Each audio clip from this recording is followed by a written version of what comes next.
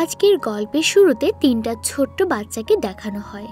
ক্রিসমাসের রাতের ঠিক আগের দিন তাদের বাবাকে আর্জেন্ট কাজের জন্য বাইরে যেতে হবে, আর এই বাচ্চাগুলোর মা অনেক আগেই মারা গেছে। তাই তখন বাচ্চাদের বাবা তাদের দেখাশোনার জন্য তাদের আন্টি রুথকে ডাকে, কিন্তু বাচ্চারা তাকে একদমই পছন্দ করতো না। রুথ চলে আসলে বাচ্চাদের বাবা ম্যাট অফিসে চলে যায়। বাচ্চাদের মন এতটাই খারাপ ছিল যে তারা ক্রিসমাস ডে সেলিব্রেট করতে চায় না। এখন তাদের আন্টি রুথ তাদেরকে একটা গল্প শোনায়। সে বলে অনেক বছর আগে ক্রিসমাসের ব্যাপারে কেউ জানতো না। তখন ফিনল্যান্ডের জঙ্গলের মধ্যে একটা বাড়িতে নিকোলাস নামের একটা বাচ্চা তার বাবার সাথে থাকতো।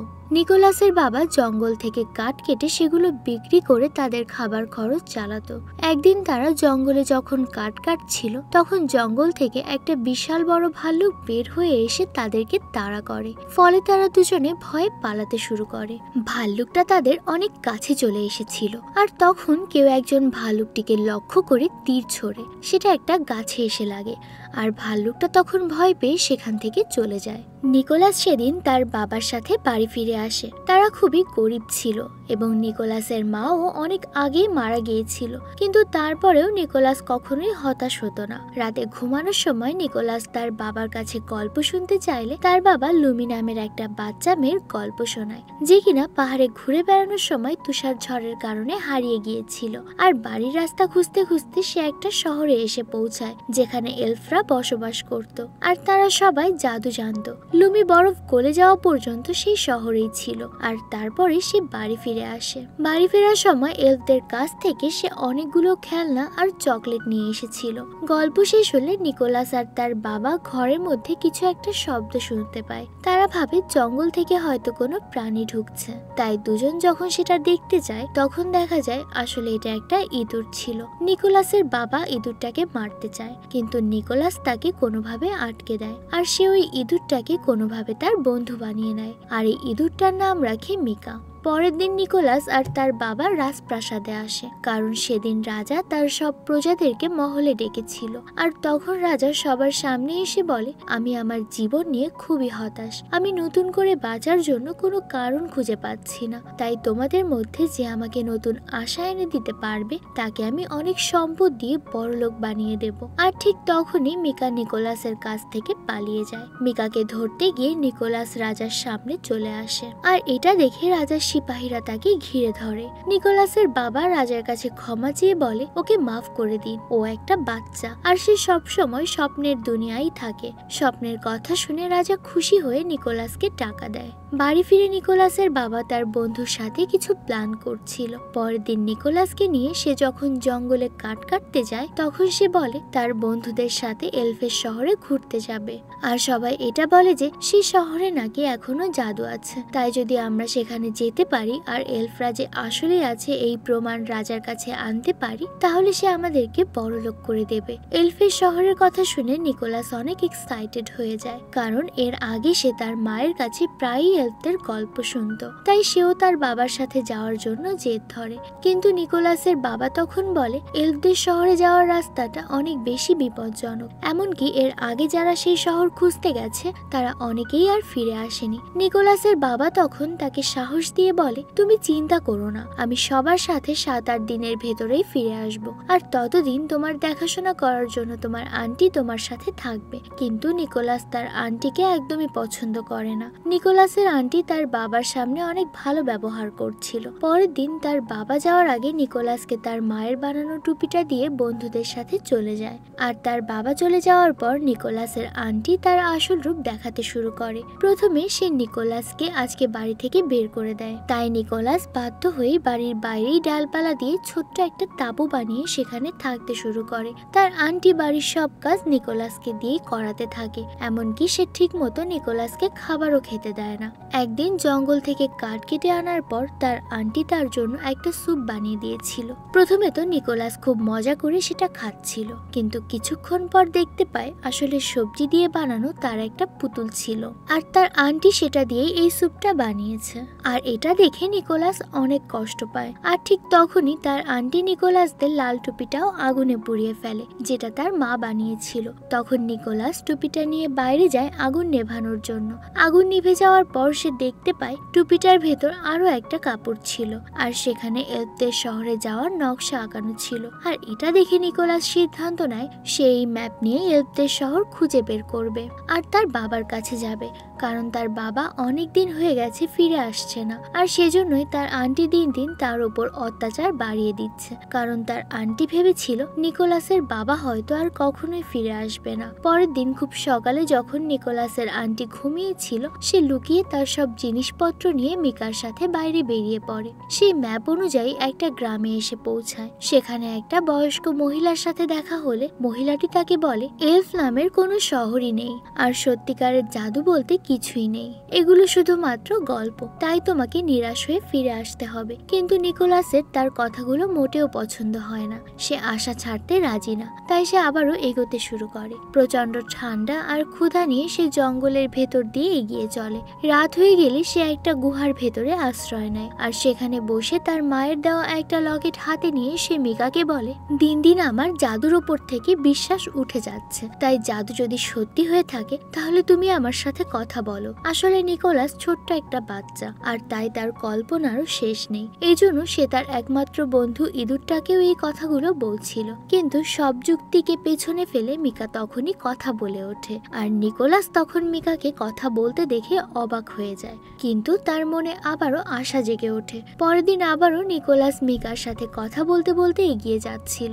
হঠাৎ করে তাদের সামনে একটা হরিণ চলে আসে, আর হরিণটা নিকোলাসকে তাড়া করে। নিকোলাস তার হাত থেকে বাঁচার জন্য একটা গাছের উপরে উঠে পড়ে, আর সেখান থেকে সে দেখতে পায় হরিণের গায়ে একটা তীর গেঁথেছিল, আর তাই হরিণটা অদ্ভুত আচরণ করছিল। নিকোলাসের এটা দেখে অনেক মায়া হয়। তখন সে গাছ থেকে নেমে ধীরে ধীরে হরিণটার সামনে এসে দাঁড়ায়। হরিণটা আবারও অনেক জোরে দৌড়ে এসে তাকে আক্রমণ করতে আসলে কোনো একটা কারণে অদ্ভুতভাবে থেমে যায়। তখন নিকোলাস হরিণটার শরীর থেকে তীরটা বের করে ফেলে, আর এরপর নিকোলাস আবারও তার রাস্তায় এগোতে থাকে। কিছুটা দূরে গিয়ে সে পেছনে ফিরে দেখে হরিণটা তার পেছনে পেছনে আসছিল। নিকোলাস কয়েকবার হরিণটাকে চলে যেতে বলে, কিন্তু তাও সে নিকোলাসের পেছনে আসছিল, কারণ নিকোলাস তার জীবন বাঁচিয়েছে। হরিণটা এটা খুব ভালোভাবে বুঝতে পারছিল। এরপরে হরিণটা এসে নিকোলাসকে তার পিঠে তুলে নেয় আর দ্রুত দৌড়াতে থাকে। দেখতে দেখতে নিকোলাস অনেকটা পথ এগিয়ে আসে। কিছুক্ষণ পরে তারা সবাই একটা পাহাড়ের সামনে এসে দাঁড়ায়, যেখানে পাহাড়টার মুখ ছিল ভয়ঙ্কর দানবের মতো। নিকোলাস কোনো মতে সেই পাহাড় বেয়ে উঠতে শুরু করে, আর এই পাহাড়ের পেছনেই ছিল এলফদের শহর। কিন্তু পাহাড় পার করে এসে নিকোলাস একটা বিশাল ফাঁকা ময়দান দেখতে পায়, যেখানে চারপাশে কিছুই ছিল না। আর সেখানে নিকোলাস তার বাবার একটা ছুরি পড়ে থাকতে দেখে। এটা দেখে নিকোলাস ভাবে হয়তো তার বাবার সাথে খারাপ কোনো কিছু হয়েছে, আর তাই সে হতাশ হয়ে সেখানেই বসে পড়ে। আর প্রচন্ড ক্ষুধা আর ক্লান্তিতে নিকোলাস সেখানেই বসে পড়ে, আর সে জ্ঞান হারিয়ে বরফে শুয়ে পড়ে। মিকা আর হরিণটা তাকে ওঠানোর চেষ্টা করে, কিন্তু নিকোলাসের শরীর আস্তে আস্তে প্রাণহীন হয়ে পড়ছিল। তার উপরে প্রচন্ড তুষারপাতে নিকোলাসের শরীর ঠান্ডা হয়ে যাচ্ছিল। আর ঠিক তখনই তুষারের মধ্য থেকে দুইজন লোক বেরিয়ে আসে। সেখানে একজন বয়স্ক লোক আর একটা ছোট্ট বাচ্চা ছিল। আসলে এই দুইজন এলফ ছিল, যারা হুবহু মানুষের মতোই দেখতে, কিন্তু তাদের কানগুলো ছিল একটু লম্বা, আর তাদের জাদু করার ক্ষমতা ছিল। তখন বৃদ্ধ মানুষটা তার জাদুর শক্তি দিয়ে নিকোলাসকে সুস্থ করে তোলে। নিকোলাস উঠে বসে, আর সে তাদের দুজনকে দেখে বুঝতে পারে এরা আসলে এলফ। আর তখন নিকোলাস তাদেরকে বলে যে আমি এখানে এলফদের শহর খুঁজতে এসেছি, আমার বাবাকে খোঁজার জন্য, কিন্তু তোমাদের শহরটা কোথায়? তখন বৃদ্ধ লোকটা তাকে বলে তুমি যদি মন থেকে বিশ্বাস করো কেবল তাহলেই শহরটাকে দেখতে পাবে। আর তাই নিকোলাস তখন চোখ বন্ধ করে মন থেকে বিশ্বাস করে যে শহরটা আছে। আর তারপর যখন সে তাকায় দেখতে পায় তার সামনেই রয়েছে বিশাল একটা শহর। আর এরপর নিকোলাস তাদের সাথে সেই শহরে এসে ঢোকে। নিকোলাসের মায়ের গল্পতে এলফের শহরটা ছিল সব থেকে হাসি খুশি আর আনন্দের একটা শহর, কিন্তু সেখানে আসার পর সে দেখে সবাই কেমন যেন মন মরা আর দুঃখী ভাবে কাজ করছিল। তার কথা শুনে বৃদ্ধ লোকটা জানায় তুমি যেটা বলছো সেটা অনেক বছর আগের কথা, কিন্তু এখন অনেকগুলো কারণে আমাদের শহরটা আর আগের মতো নেই। আর এরপর তারা দুজন নিকোলাসকে নিয়ে একটা সিক্রেট জায়গায় আসে। সেখানে সবাই মিলে পার্টি করছিল। তখন নিকোলাস তাদেরকে জিজ্ঞেস করে এখানে কিসের পার্টি চলছে। বৃদ্ধ লোকটা অবাক হয়ে তাকে বলে, আজকে ক্রিসমাস আর তাই আমরা আনন্দ করছি। কেন তোমরা এটা করো না? নিকোলাস তার কথা শুনে একটু অবাক হয়, কারণ তার মা তাকে ক্রিসমাস নাম ধরে ডাক, কিন্তু তাদের ওখানে কখনো এরকম কোনো আনন্দের দিনই ছিল না। বৃদ্ধ লোকটা তাকে আরো বলে, এই দিনে আমরা সবাই একত্রিত হয়ে আনন্দ করি, অনেক মজার মজার খাবার খাই আর একে অন্যের প্রতি ভালোবাসা বৃদ্ধি করি। আর সেই সাথে বৃদ্ধ লোকটা এটাও জানায় এখন আর এলফরা মানুষদের পছন্দ করে না। তারা এসব কথা বলছিল, ঠিক তখনই অনেক জোরে সেই জায়গাটার দরজা খুলে যায় আর সেখানে তাদের রানী চলে আসে। সে তাদেরকে পার্টি করতে দেখে অনেক রেগে যায়, কারণ তার নির্দেশ ছিল কেউ ক্রিসমাস পালন করতে পারবে না। এরপর তার চোখ পড়ে নিকোলাসের ওপর। সে দেখেই বুঝে যায় নিকোলাস একটা মানুষ, আর নিকোলাসকে সুস্থ করে তাদের শহরে আনার জন্য রানী সেই বৃদ্ধ লোকটাকে শাস্তি দেয়। তখন নিকোলাস রানীকে বলে, আমি এখানে কারো ক্ষতি করতে আসিনি, আমি আমার বাবাকে খুঁজতে এখানে এসেছি। এটা শুনে রানী আরো রেগে যায় আর তাকে বলে, তোমার বাবা তার বন্ধুদের সাথে এখানে এসে আমাদের শহর থেকে একটা বাচ্চাকে কিডন্যাপ করে নিয়ে গেছে। এটা শুনে নিকোলাস প্রথমে বিশ্বাস করতে চায় না। সে রানীকে বলে, নিশ্চয়ই কোনো ভুল বোঝাবুঝি হয়েছে, আমার বাবা এমনটা করতেই পারে না। কিন্তু রানী তার কোনো কথা না শুনে প্রহরীদেরকে দিয়ে নিকোলাসকে ধরে বন্দি করে রাখে। তখন জেলে নিকোলাসের সাথে একটা টুথপিক্সের দেখা হয়। আসলে সেও একটা এলফি ছিল, কিন্তু সে উঠতে পারতো, আবার সবসময় সত্যি কথা বলতো। তাহলে সবসময় সত্যি কথা বলার কারণেই তাকে সেখানে আটকে রাখা হয়েছিল। তারা দুজন যখন কথা বলছিল তখন দেখা যায় সেই জেলে একটা ট্রলও ছিল, আর সে নিকোলাসকে দেখে তাকে ধরে খেতে যাচ্ছিল। এমন সময় পিক্সি তাকে বাঁচিয়ে নেয়, আর তখন জেল থেকে পালাতে দেখে প্রহরীরা মিলে তাকে তাড়া করতে থাকে। তারা দুজন পালিয়ে একটা স্কুলে পৌঁছে যায়। স্কুলের টিচারের কাছে নিকোলাস রিকোয়েস্ট করে তাদেরকে এখান থেকে পালাতে সাহায্য করার জন্য, কিন্তু টিচারটা তখন বলে, আমি মানুষকে কেন সাহায্য করব, তারা তো আমাদের শহর থেকে বাচ্চাদেরকে চুরি করে নিয়ে যায়। তখন নিকোলাস তাকে বলে, যদি আপনি আমাকে সাহায্য করেন তাহলে আমি কথা দিচ্ছি যে বাচ্চাটা হারিয়ে গেছে আমি তাকে ফিরিয়ে আনবো। আর তখন টিচার কিছু একটা ভেবে তাকে সাহায্য করতে রাজি হয়, আর তাদেরকে একটা সিক্রেট টানেল দিয়ে অন্যদিকে বের করে দেয়। তারা টানেল থেকে বের হলে মিকা আর হরিণের সাথে দেখা হয়ে যায়, আর তারা দুজনেই হরিণের উপর ওঠে। তারা শহর থেকে বের হতে যাবে, ঠিক সেই সময় রানী আর তার প্রহরীরা সেখানে এসে তাদেরকে ঘিরে ধরে। তখন পিক্সি তার জাদু দিয়ে কিছু রঙিন বাজি ফুটিয়ে সবার মনোযোগ নষ্ট করে, আর এই ফাঁকেই তারা আবারও পালানোর চেষ্টা করে, কিন্তু তখনই রানীর আদেশে দরজা বন্ধ করে দেওয়া হচ্ছিল, আর তাই বাধ্য হয়ে পিক্সি তখন দরজা আটকানোর জন্য সেখানে দাঁড়িয়ে পড়ে, আর সে নিকোলাসকে বলে সেখান থেকে বের হয়ে যাওয়ার জন্য। প্রথমে নিকোলাস পিক্সিকে একা রেখে সেখান থেকে যেতে চাচ্ছিল না, কিন্তু তারপরেও তার বাবাকে খুঁজতে বাধ্য হয়ে যেতে হয়। নিকোলাস একা একা তার বাবার খোঁজে একটা জঙ্গলের মধ্যে এসে ঢোকে, আর সেখানে সে একটা গাছের মধ্যে একটা সুতা বাঁধা দেখতে পায়। সেটা ফলো করেই সে সামনে এসে দেখে একটা খাঁচার মধ্যে সেই এলফ বাচ্চাটা বসে আছে। তার অনেক মন খারাপ ছিল। নিকোলাস তাকে দেখে কিছুটা সামনে আসলেই দেখতে পায় সেখানে তার বাবা আর তার বন্ধুরা আগুন পোহাচ্ছিল।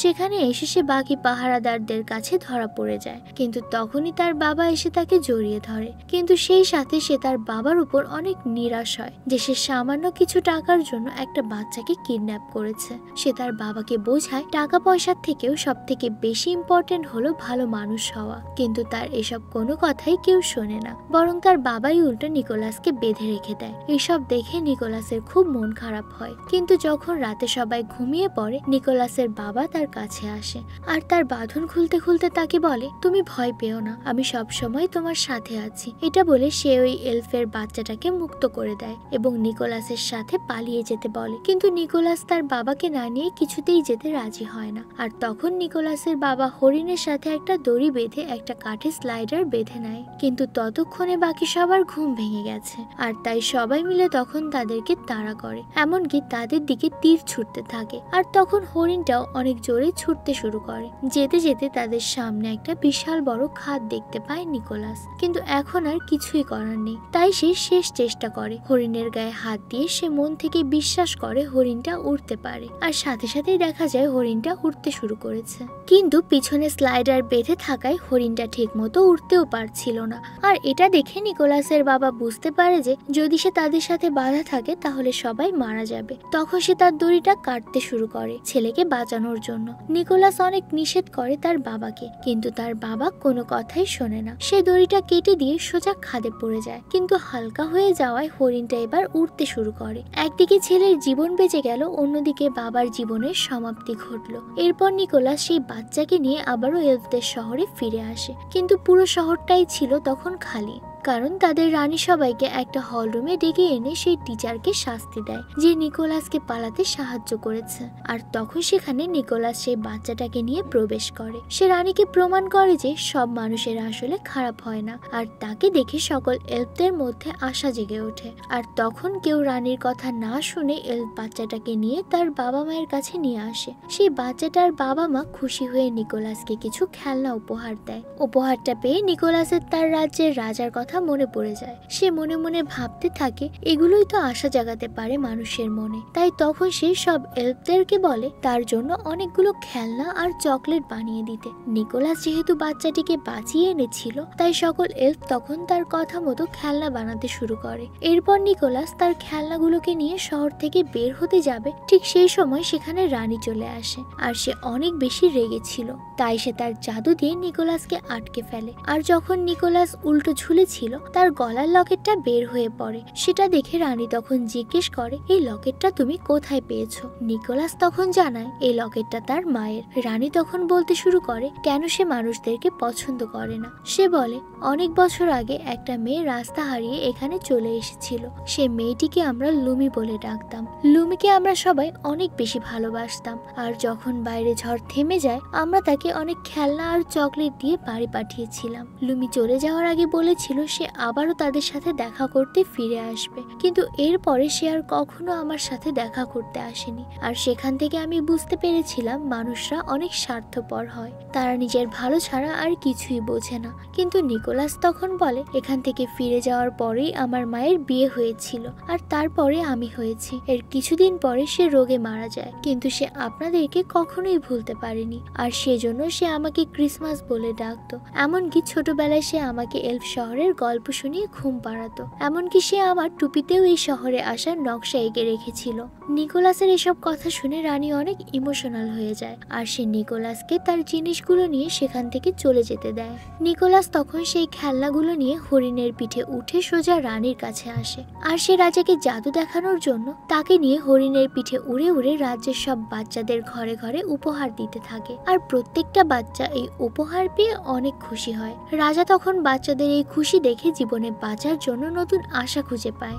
রাজা বুঝতে পারে নিকোলাস তাদেরকে এমন একটা জিনিস ফিরিয়ে দিয়েছে যা তারা প্রায় ভুলতে বসেছিল, আর সেটা হলো আশা। তখন রাজা নিকোলাসকে বলে আজ থেকে প্রতি বছর তুমি এভাবে বাচ্চাদেরকে উপহার দেবে, আর এর জন্য যে সাহায্য লাগে সেটা আমি করব। আর তারপর নিকোলাস উড়ে তার নিজের বাড়িতে চলে আসে। সেখানে সে তার আন্টিকে কিছু চকলেট উপহার দেয়, আর তার সামনেই হরিণের পিঠে উড়ে চলে যায় তার পরের মিশনের জন্য। আর এখানেই রুথ আন্টির গল্পটা শেষ হয়ে যায়। আর এরপর সে বাচ্চাদের নিচে নিয়ে আসলে দেখা যায় ম্যাট তার অফিস থেকে ফিরে এসেছে। আর তখন তারা সবাই অবাক হয়ে দেখে যে তাদের পুরো বাড়ি ক্রিসমাসের ডেকোরেশনে ডেকোরেট হয়ে আছে।